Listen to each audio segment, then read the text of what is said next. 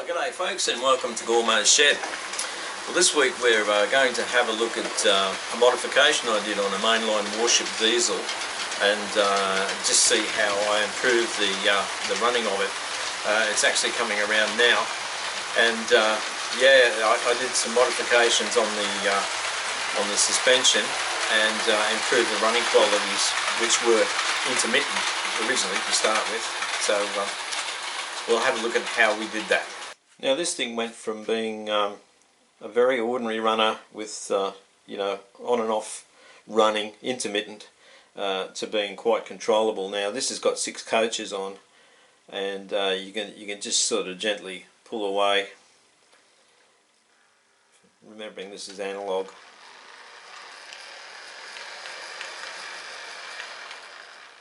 Slow it down, and then we can back it up.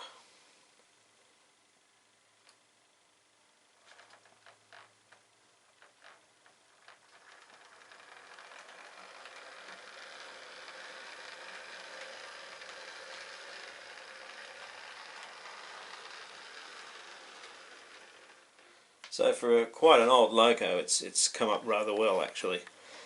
So we'll have a look at what's involved in giving it these running qualities.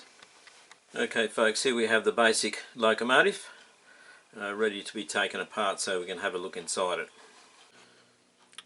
Well, first of all we have to remove the retaining screws for the body, and there's one here, and there's another one up the other end. And before we actually go ahead and do that, I'll show you the what I've done to the gearbox here. Yes, you can see I've taken the bottom cover plate off the gearbox, and the reason I did that was I had the gearbox apart, and there was something going on in there. It was like what would you call it, like a notching noise, clicking every revolution of the wheels. So there's something wrong with some of the gears in there. So I had all the gears out, cleaned them up with a file, and then I was still getting the noise, and it turns out that one of the gears was actually rubbing on the base plate on the gearbox. So I removed the base plate and solved the problem. Now you might look at that and say, well, it's going to pick up a lot of dirt and fluff and everything like that. Well, it doesn't actually on my railway here. However, if that's a concern, I imagine you could always put a bit of tape over that to keep the stuff out of it, so it's not really a big deal. But that was one of the first things I did to try and improve the running. It got rid of the noise, but the running was still poor. Okay folks, here it is with the lid off, and you can see it's a mess of wires going everywhere, but that's, you know, for lights and power and all that sort of thing. But what you will notice here that's different is this bit of wire. Now we'll zoom in on this, or we'll come back to it probably in a moment to explain the reason for that. But that's critical to the improved running of the loco. And what it is a very simple independent suspension. And we'll get a bit closer so you can have a look at that. But first of all, I'll show you some of the things I did so that this will work properly. Now this is the front bogie, and this housing has got no armature or anything in it, so it's empty. So the first thing I did was there was a lug on here just below where this screw is now. There was a lug to stop the bogie dropping out of the chassis.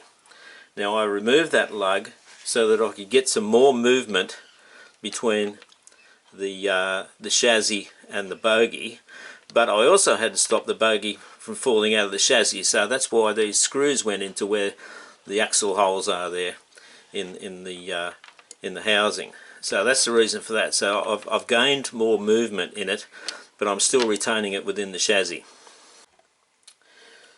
I then got a bit of 1mm wire and bent it to this shape, and it's at a right angle here, and it goes under the top plate in the weights that are standard with the loco. So that fits under the top plate there on the other side as well, and goes either side of this screw.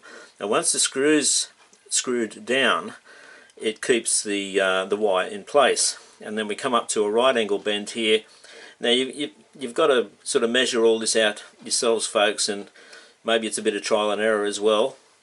And both the bits of wire here come together quite close, and I've just done a complete 360 there and bent it back on itself, and just bent it down a little bit so it rests on the top of the housing here.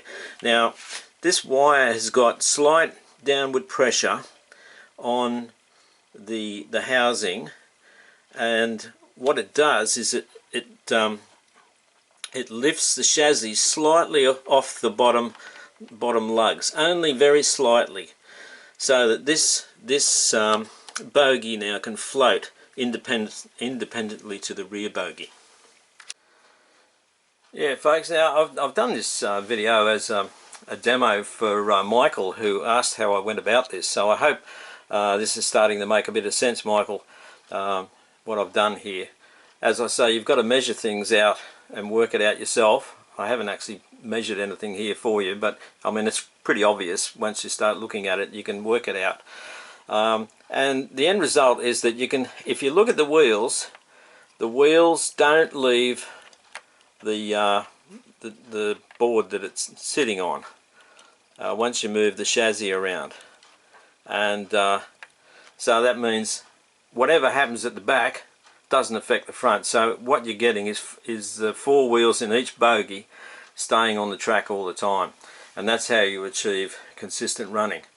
What was happening before was that the locomotive was basically sitting flat, and unless the track was absolutely dead flat, you'd get problems. And I don't care how well anybody lays track, there's got to be some imperfection somewhere which would affect the running of this particular locomotive. So that's the answer, folks. So folks, now you can see that it's back together and running.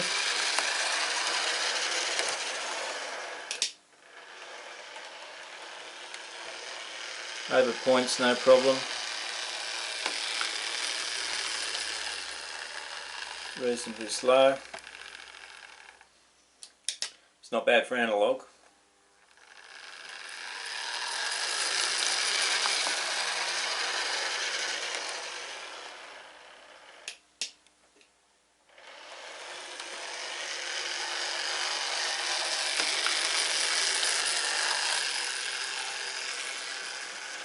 So folks, that's the answer.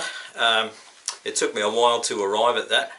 There was a lot of trial and error going on. I tried extra weights in the loco before I got to this suspension business. Tried all sorts of things, and honestly I don't know how many times I tried and then put it away. It must have taken me 12 months to actually crack it in the end, but finally it worked, and it was always a nice looking locomotive, so it was a shame to sort of just discard it, and I hate being beaten by simple things like that. It turned out to be simple in the end, but it was really frustrating for a while. But yeah, now a good result, so there you are. So Michael, I hope that's been of some assistance to you, and I hope you can get your warships running. So that'll be good. Okay, I'll see you folks. Cheers. Gormo.